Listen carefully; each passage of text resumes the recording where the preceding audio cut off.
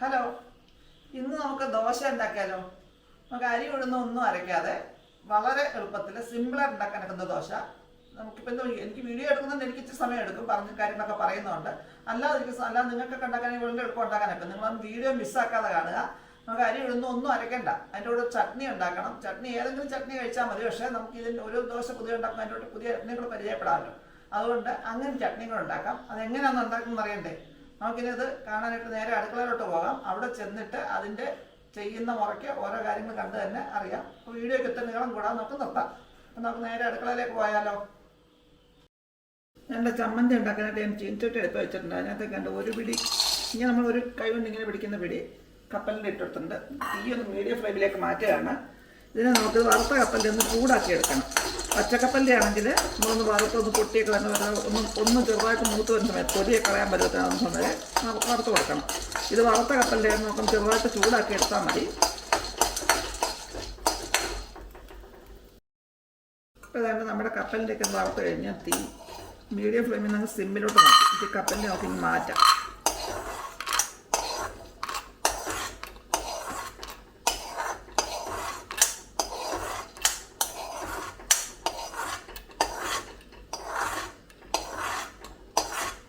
ഇതിൻ്റെ വറുത്ത കപ്പലിനെ മാറ്റിയിട്ടുണ്ട്. ഇനി നമുക്കിതിനകത്തേക്ക് കുറച്ച് വെളിച്ചെണ്ണ ഒഴിച്ചു കൊടുക്കണം.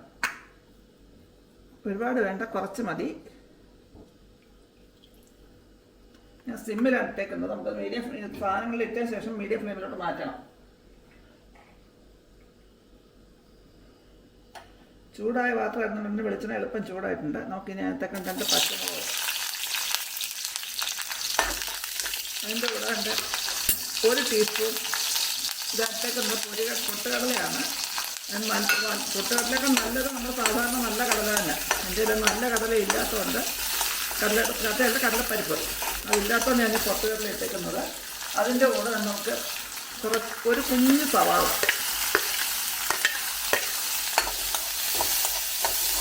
അതൊന്ന് മൂത്ത് മൂക്കണ്ട, സവാള ഒന്ന് സോഫ്റ്റ് ആവണം. ഒരുപാടങ്ങ് മൂത്ത് പോകരുത്. ഒന്ന് സോഫ്റ്റായി വന്നാൽ മതി. നമുക്ക് ഈ സവാള സോഫ്റ്റായി വരുന്ന നമുക്ക് ഇതിനകത്തൊക്കെ കുറച്ച് ഉപ്പിട്ട് കൊടുക്കാം. കുറച്ച് മതി, പിന്നെ വേണമെങ്കിൽ ഉപ്പ് നോക്കി നമുക്ക് അവിടെ ചേർക്കാം. ഇനി നമുക്ക് ഇതിനകത്തേക്ക് നല്ല സവാളയൊക്കെ സോഫ്റ്റായി. ഇനി നമുക്ക് ഇതിനകത്തേക്കുന്നുണ്ട് ഒരു 3/4 കപ്പ് തേങ്ങ. ഒരുപാട് വേണ്ട.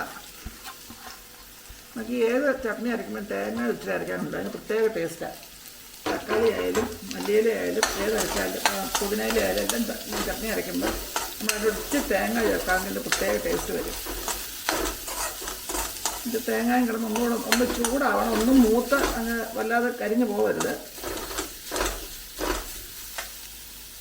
എല്ലാം ചൂടായി. ഇനി നമുക്ക് അതിനകത്തേക്ക് ചേർക്കേണ്ട തക്കാളി, ഒരു കുഞ്ഞ് തക്കാളി ചെറുതായിട്ട് അരിഞ്ഞ് വെച്ചിട്ടുണ്ട്. അതുകൂടെ അങ്ങോട്ട് ചേർക്കുകയാണ്. അപ്പോൾ തക്കാളി ഒന്ന് ചൂടായി, എല്ലാം ചൂടായി വന്നാൽ ഒരാളെ മൂത്ത് വഴന്ന് പോകണം. നമ്മൾ ഇതിനകത്തിൽ പിന്നെ നമ്മൾ കടുക് വറക്കുന്ന കൂട്ടത്തിൽ ഇതൊന്നും ചൂടാക്കണ്ട. അതുകൊണ്ടാണ് ഒന്ന് ചൂടാക്കുന്നവരും പറഞ്ഞത്. ഇതെല്ലാം കൂടെ കിടന്ന് ഒന്ന് ചൂടായി വരട്ടെ. ഇതെല്ലാം കൂടെ ഒന്ന് ചൂടായിട്ട് നമുക്ക് തീ അങ്ങ് അണച്ചു കൊടുക്കാം. എന്നിട്ട് അതൊരു പാത്രത്തിലേക്ക് മാറ്റിയെടുക്കണം. തണുത്തതിന് ശേഷം വേണം അരച്ചെടുക്കാൻ. ഇനി നമുക്ക് ദോശ ഉണ്ടാക്കാനുള്ള സാധനം റെഡിയാക്കി എടുക്കാം. പറഞ്ഞാൽ നേരത്തെ അരി ഉഴുന്നൊന്നും അരയ്ക്കേണ്ടായിരുന്നു. അതിന് എടുത്തേക്കെന്നറിയാം അതിൻ്റെ അരിപ്പൊടി. നമ്മൾ ഇടിയപ്പത്തിനും പുട്ടിനും ഒക്കെ ആയിട്ട് ഞാൻ വീട്ടിൽ തന്നെ വറുത്ത് വറുത്ത് വെച്ചിരുന്ന സാധനമാണ് അത്. 1 കപ്പ് അരിപ്പൊടി എടുത്തു. ആ അരിപ്പൊടിയുടെ കൂടെ 2 കടലമാവ്, ഒരു 1/4 കപ്പ്. 1 കപ്പ് അരിപ്പൊടിക്ക് 1/4 കപ്പ് കടലമാവ്. പിന്നെ നമ്മൾ അതിൻ്റെ കൂടെ ഇച്ചിരി വെള്ളം ചേർക്കണം. വെള്ളം ഒഴിച്ച് അതിനെ അരച്ചെടുക്കണം. നമുക്ക് ആദ്യം അതിനകത്ത് കുറേശ്ശെ വെള്ളം ഒഴിച്ച് അതിനെ ഒന്ന് കട്ടയില്ലാതെ ഒന്ന് റെഡിയാക്കി എടുക്കണം, കലക്കിയെടുക്കണം. പിന്നെയാണ് അരയ്ക്കേണ്ടത്.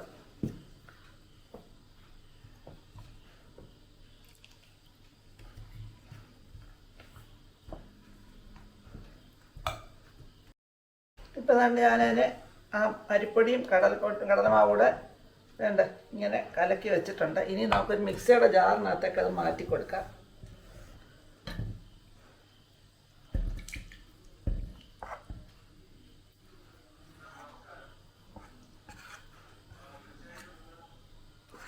ഒരു പ്രാവശ്യം അരയ്ക്കാനൊക്കത്തില്ല. ഞാൻ 2ആയിട്ടാണ് ഇടുന്നത്. പിന്നെ എൻ്റെ ഇടുന്നുണ്ട് ഉരുളക്കിഴങ്ങ്. ഇത് കണ്ടോ, ചെറുതായിട്ട് അരിഞ്ഞ് വെച്ചിട്ടുണ്ട് ഈ ഉരുളക്കിഴങ്ങ് ഞാനിവിടെ. അതുകൂടെ നമുക്ക് അതിനകത്തേക്ക് ഇട്ട് കൊടുക്കാം. 2 ട്രിപ്പായിട്ടൊക്കെയാണ് കുറേശ്ശെ ഇട്ട് കൊടുക്കാം. പിന്നെ ചേർക്കേണ്ടതുണ്ട് തൈര്, നല്ല കട്ട തൈര്, പുളിയില്ലാത്ത, അധികം പുളിയില്ലാത്ത തൈര്, വലിയ പുളിയാവരുത്. വലിയ പുളിയാണെങ്കിൽ തൈര് കുറച്ച് ചേർത്താൽ മതി. അധികം പുളിയില്ലാത്ത തൈര്. 1 കപ്പ് അരിപ്പൊടിക്ക് 3 കപ്പ് തൈരാണ് ചേർക്കുന്നത്. ഞാൻ 2 കപ്പ് ചേർക്കുന്നത്. പുളിയില്ലാത്ത തൈരാണിത്. പുളിയുള്ളതാണെങ്കിൽ കുറച്ച് തൈര് കുറച്ച് ചേർത്താൽ മതി. അപ്പം നമുക്ക് ഇതിനെ ഒന്ന് നല്ലപോലെ അരച്ചെടുത്തോണ്ട് വരാം. ഇപ്പം വേണ്ട നമ്മൾ അതെല്ലാം കൂടെ ഉരുളക്കിഴങ്ങും അരിപ്പൊടിയും കടലമാവും തൈരും എല്ലാം കൂടെ ചേർത്ത് കണ്ട് അരച്ച് റെഡിയാക്കി വെച്ചിട്ടുണ്ട്. ഇത് അരയ്ക്കുമ്പോൾ പ്രത്യേകം ശ്രദ്ധിക്കേണ്ടത് ഉരുളക്കിഴങ്ങ് തീരെ ചെറുതായിട്ട് മുറിച്ചിടണം. വേവിക്കാതാണ് ഇടുന്നത്. അപ്പോൾ അരയാൻ താമസം വരും. അത് നല്ലപോലെ അരിഞ്ഞ് തന്നെ കിട്ടണം. ഒട്ടും കഷ്ണങ്ങളില്ലാതെ ഇങ്ങനെ ഇതുപോലെ നല്ലപോലെ അരിഞ്ഞ് ഈ പരുവത്തിലായി കിട്ടണം. ഇനി നമുക്ക് അതിനോട്ട് 5 മിനിറ്റ് ഒന്ന് മാറ്റി വെക്കാം. എന്തിനാണെന്നറിയോ, നമ്മുടെ ആ വറുത്ത് വെച്ചിരുന്ന ചട്നിയുടെ സാധനങ്ങളില്ലേ, അതിനെ നമുക്കൊന്ന് അരച്ചെടുത്തോണ്ട് വരണം. എൻ്റെ ആ ചൂടാക്കി വെച്ചിരുന്ന സാധനങ്ങളെല്ലാം കൂടെ മിക്സിയുടെ ജാറിലേക്ക് ഇട്ട് കൊടുക്കുകയാണ്. അതിന് നമ്മൾ ആദ്യം അരയ്ക്കുക. പിന്നെ വെള്ളം വേണമെന്നുണ്ടെങ്കിൽ ചെറിയ ചൂടോടെ, തിളപ്പിച്ചരച്ച വെള്ളം ചെറിയ ചൂടോടെ അതിനകത്ത് ഒഴിച്ച് വെക്കണം. പച്ചവെള്ളം ഒഴിക്കരുത്. കാരണം നമ്മളിതെല്ലാം മൂപ്പിച്ച് വെച്ചേക്കുന്ന സാധനമാണ്. ഇനി നമ്മളതിനെ ചൂടാക്കത്തില്ല. അതുകൊണ്ട് തന്നെ പച്ചവെള്ളം ഒരു കാരണവശാലും ഒഴിക്കരുത് അതിനകത്തേക്ക്. നമ്മൾ അരച്ച് കഴിഞ്ഞിട്ട് ഇച്ചിരി ലൂസ് വേണമെന്ന് തോന്നിയാൽ ചൂടുവെള്ളം ഒഴിച്ച് ലൂസാക്കാവുള്ളൂ. നമുക്ക് ഇനി അരച്ചുകൊണ്ട് വരാം. വെള്ളം വേണമെന്നുണ്ടെങ്കിൽ ചൂടുവെള്ളം ചേർത്ത് അരച്ചെടുക്കാം. ഞാൻ കപ്പലിൻ്റെ കൂടെ ചേർത്തിട്ടുണ്ട്. അതുകൂടെ ചേർത്ത് നല്ലപോലെ അരച്ചെടുക്കണം. എനിക്ക് നല്ല ഓർമ്മ ആയതുകൊണ്ട് കപ്പലിൻ്റെ വറുത്തോടെ മാറ്റി വെച്ച് ഞാൻ ബാക്കിയെല്ലാം അരച്ചെടുത്തതാണ്. ആദ്യം നമ്മൾ കപ്പലിൽ ഇട്ടിട്ട് വേണം മറ്റു സാധനം ഇട്ട് ഒന്നിച്ചാണ് അരയ്ക്കേണ്ടത്. ഞാൻ ബാക്കിയെല്ലാം അരച്ച് കഴിഞ്ഞ് ലാസ്റ്റാണ് കപ്പലിൽ അരയ്ക്കുന്നത്. ഇങ്ങനെയല്ല ശരിക്കും ചെയ്യേണ്ടത്. എനിക്ക് നല്ല ഓർമ്മയായിട്ട് പറ്റിപ്പോയ കുഴപ്പമാണിത്. ഇപ്പോൾ ഇതാണ്ട് ഞാൻ ആ ചട്നി അരച്ച് വെച്ചിട്ടുണ്ട്. ഒരുപാട് ലൂസാക്കിയിട്ടില്ല. കുറച്ച് ചൂടുവെള്ളം തിളപ്പിച്ച ചൂടുവെള്ളം ചേർത്തിട്ടുണ്ട് ഞാനകത്ത്. ഒരുപാടും ചേർത്തിട്ടില്ല. നമുക്കിനി തീർന്നില്ല. എൻ്റെ ഇച്ചിരി കടുക് വറുത്തിട്ട് ചെയ്യണം. അതുകൂടെ നമുക്കൊന്ന് കണ്ടുവെച്ചത് എങ്ങനെ കടുക് വറുത്തിട്ടുന്നൊക്കെ. എൻ്റെ കടുക് വറക്കാൻ വേണ്ടിയിട്ട് ഞാൻ നമ്മളിത് മൂപ്പിച്ചില്ല. ആ ചെഞ്ചട്ടിക്കെത്താനാണ് കുറച്ച് വെളിച്ചെണ്ണ ഒഴിച്ചിട്ടുണ്ട്. അതിനകത്തേക്ക് നമുക്ക് കുറച്ച് കടുക് ഇട്ട് കൊടുക്കാം. ഞാൻ കടുകിൻ്റെ അളവൊക്കെ എപ്പോഴും കുറച്ചേ ഇടത്തുള്ളൂ. എനിക്ക് ഒരുപാട് കടുക് ഇടുന്ന ഇഷ്ടമല്ല. പിന്നെ നമ്മൾ ഇടുന്നത് 1 സ്പൂണ് ഉഴുന്ന്.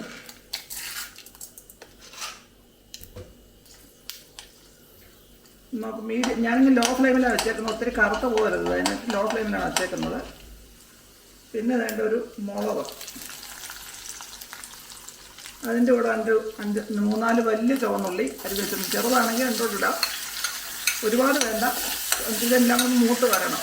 ചുവന്നുള്ളി എല്ലാം നല്ലപോലെ മൂത്ത് വരണം. അതിൻ്റെ ഒന്ന് മൂത്ത് തുടങ്ങാൻ നമുക്ക് അതിനകത്തേക്ക് ഒരു ഇച്ചിരി കറിവേപ്പിലയും ഇട്ട് കൊടുക്കാം. അതും കൂടെ കിടന്ന് ഉള്ളിയുടെ ഒക്കെ നിറമൊക്കെ ഒന്ന് മാറി ബ്രൗൺ കളറൊക്കെ ആയി വരണം. നമ്മൾ ഈ ചട്നി നേരത്തെ ഉണ്ടാക്കി വെച്ചാൽ ദോശ ഉണ്ടാക്കുമ്പോൾ ചൂടോടെ ദോശയും ചട്നിയും കൂട്ടി കഴിക്കാം. അതുകൊണ്ട് ആദ്യമേ ചട്നി ഉണ്ടാക്കുന്നത്. ഞാൻ ആ ചട്നിയുടെ എല്ലാം മൂപ്പിച്ച് വെച്ചിട്ട് ദോശയുടെ മാവ് അരച്ച് വന്നപ്പോഴത്തേക്ക് അത് തണുത്തു. അന്നേരം അരച്ചു. അതിന് കടുക് പുറത്ത് വെച്ചിട്ടാണ് നമുക്ക് ദോശ ഉണ്ടാക്കി തുടങ്ങുന്നത്.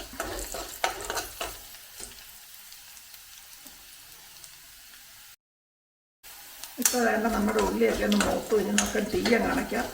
പിന്നെ വെച്ചൊന്നും ഒരുപാട് മൂത്ത് പോകാതെ നമുക്ക് ആ കറിക്കകത്തൊക്കെ ചേർത്ത് കൊടുക്കാം. ഇതുകൂടെ ഇട്ട് കഴിയുമ്പോൾ ആ കറിയുടെ ആ ചട്നിയുടെ കറി എന്ന് പറഞ്ഞാൽ ചട്നിയുടെ ടേസ്റ്റൊക്കെ നമുക്ക് ശരിയായിട്ട് വരുന്നത്. ഉപ്പ് നമ്മൾ ആദ്യം തന്നെ ചേർത്തിട്ടുണ്ടായിരുന്നു. ഇനി നമുക്കിതെല്ലാം ചേർത്തതിന് ശേഷം ഒന്ന് ഇളക്കി നോക്കി ഉപ്പ് കുറവാണെന്നുണ്ടെങ്കിൽ ഇപ്പം നമുക്കിനി ചേർക്കാം.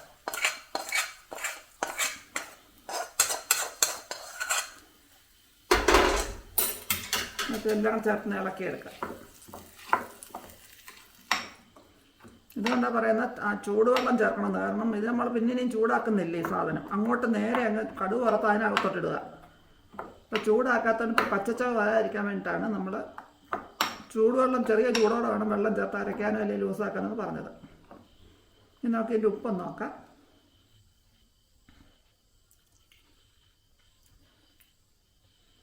എല്ലാം നല്ല പരുവത്തിനുണ്ട്. എരിയൊന്നും വലിയ കൂടുതലല്ല. ഞാൻ ചെറിയ അരികൾ 2 മുളകാണ് ചേർത്തേക്കുന്നത്. എരി വേണമെന്നൊക്കെ ഞാൻ ചേർക്കണം. പക്ഷേ ഒരുപാട് എരി കഴിക്കുമ്പോൾ കൂട്ടാൻ ടേസ്റ്റ് തന്നെ അങ്ങ് മാറും. അപ്പോൾ ഇങ്ങനെ തിന്നാൽ മതി. ഇനിയും നമുക്കിനിയും ദോശ ഉണ്ടാക്കി തുടങ്ങാം. രണ്ട് ദോശ ഉണ്ടാക്കുന്നതിന് മുമ്പായിട്ടേ ദോശ മാവിനകത്തിൽ ഇച്ചിരി ബേക്കിംഗ് സോഡ ചേർക്കണം, ഒരുപാട് ചേർക്കരുത്. ഒരു 1/4 ടീസ്പൂൺ അത്രയും ചേർത്താൽ മതി. ചേർത്ത് കഴിഞ്ഞാൽ പിന്നെ അതേ നേരം വെച്ചേക്കരുത്, എളുപ്പം ഉണ്ടാക്കാൻ വേണം. അതുകൊണ്ടാണ് ഞാൻ ചട്നിയുടെ എല്ലാം റെഡിയാക്കിയിട്ട് വന്ന് ദോശ ഉണ്ടാക്കാൻ തുടങ്ങുന്നത്. ഞാൻ രണ്ടൊരു നോൺ സ്റ്റിക്കിൻ്റെ ദോശക്കല്ല് വെച്ചിട്ടുണ്ട്. അതിലേക്ക് നമുക്ക് മാവ് കോരി ഒഴിക്കാം. നമുക്ക് എണ്ണയൊന്നും പരട്ടുന്നില്ല, നോൺ സ്റ്റിക്കിൻ്റെ ആയതുകൊണ്ട് തന്നെ. ഇത് നല്ല കനം കുറച്ചൊക്കെ പരത്തിയെടുക്കണം, നല്ല മൊരിഞ്ഞ് വരത്തുള്ളൂ.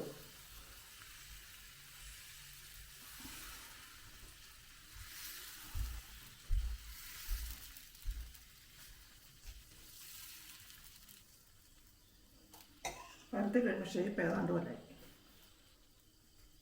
സാരമില്ല, എന്തുണ്ടാകുമ്പോൾ ശരിയാവും.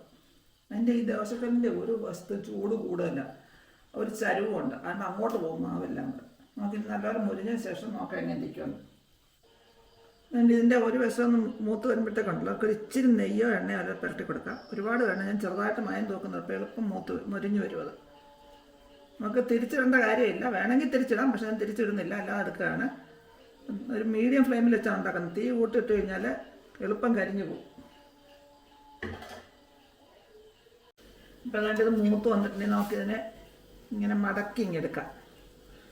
മടക്കി ഇട്ടുവാണെങ്കിൽ അപ്പുറം അപ്പുറം ഒന്നുകൂടെ ഒന്ന് മൂപ്പിക്കാം. ഇങ്ങനെ തിരിച്ചും പിടിച്ചിടുമ്പോൾ ഒന്നുകൂടെ അകമൊക്കെ ഒന്ന് മൂക്കും. അത് കഴിഞ്ഞ ശേഷം എടുക്കാം. എൻ്റെ ഇത് നമുക്ക് മൂത്ത് കിട്ടിയിട്ടുണ്ട്. ഇനി നമുക്ക് ഇതുപോലെ ബാക്കിയെല്ലാം ചുട്ടെടുത്ത് വന്നിട്ട് അതിൻ്റെ ടേസ്റ്റൊക്കെ ഞാൻ നോക്കണം.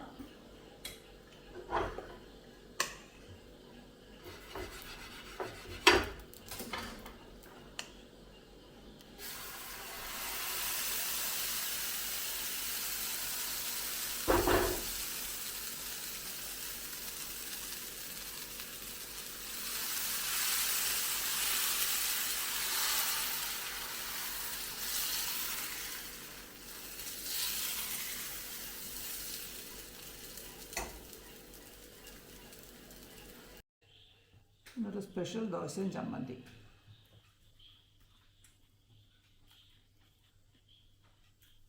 ഇച്ചിരി വലിപ്പം വരണം. ഈ നെയ്റോസ്റ്റിൻ്റെ ഒരു വലിപ്പം വന്നാലേ കാണാൻ ഗുമ്മുണ്ട്.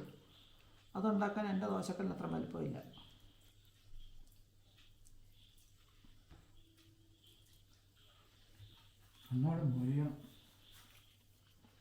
ഒന്നുകൂടെ മുരിഞ്ഞിറങ്ങുന്നു. എനിക്ക് ഇച്ചിരി കട്ടിയായിപ്പോൾ തോന്നുന്നു.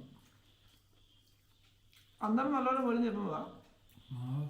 ഇച്ചിരി ലൂസാക്കണം. എന്നാലും അന്നേരം നല്ല മുരുമുരാന്നിരുന്ന കോസറിനകത്ത് വെച്ച് എടുത്ത് എല്ലാവരും ഒന്നിച്ച് ഇട്ടിട്ട് കഴിക്കാമെന്ന് വെച്ചുകൊണ്ട് ഉണ്ടാക്കി കഴിഞ്ഞപ്പോഴത്തേക്കത് ഇതങ്ങ് പോയി. അങ്ങനെ കഴിക്കേണ്ട സാധനമാണ്. അത് നടക്കത്തില്ല. അതുകൊണ്ട് ഞാനിങ്ങനെ ടേസ്റ്റ് ഒക്കെ ഉണ്ടായിരുന്നു. ടേസ്റ്റ്